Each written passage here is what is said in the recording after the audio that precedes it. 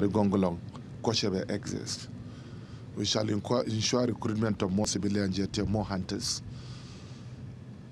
so that our people will take the fight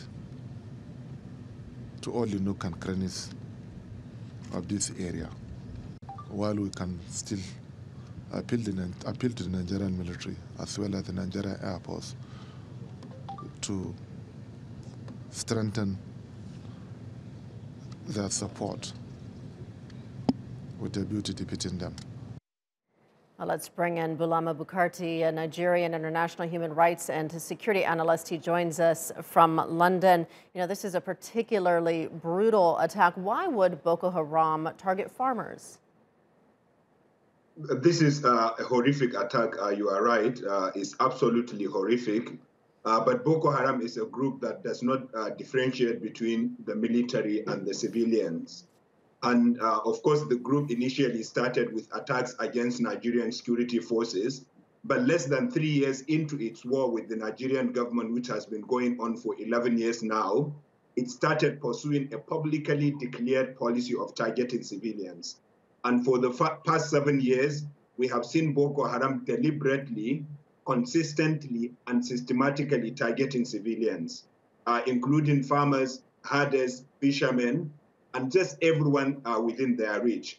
But in this particular case, we have had some information from the local communities where the victims were killed this time around, saying the group accused them of cooperating with the Nigerian military. And this is one thing Boko Haram does.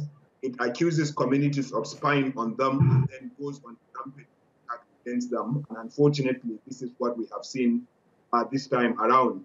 But unfortunately, this is just one of many, even this year.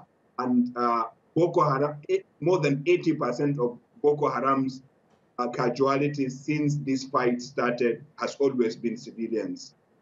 The Nigerian government, though, has long said that jihadists were technically defeated and reduced to sporadic attacks. But as you just said, there have been a number of attacks just this year. Is this a sign that Boko Haram is still very active and perhaps even increasing its activity in the region? This is definitely a sign that Boko Haram is far from being defeated. And this is just attacks on civilians, but also there are attacks almost on daily basis by Boko Haram against security formations. Even earlier this year, they killed one of the key commanders of the Nigerian military, unfortunately, Colonel Bako, who was later appointed as a brigadier general after his death. And so it's attacks on civilians, but also on military formations and on everyone they can find. And the Nigerian government keeps claiming that they are succeeding in defeating Boko Haram or that they have even defeated the group. But the facts and figures show that Boko Haram is still very active and strong and is growing in sophistication and lethality.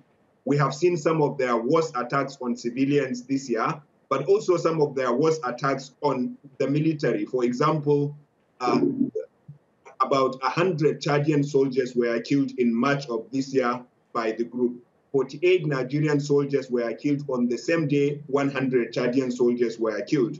And we saw their deadliest attack in Niger, where 70 soldiers were killed in December of last year. So the group is growing in its sophistication, in its lethality, and this shows that the claim of the government that it is defeating this group it isn't accurate. I mean, it is being contradicted by the facts on ground. Okay, let's leave it there. Bulama Bukarti in London, thank you for your time.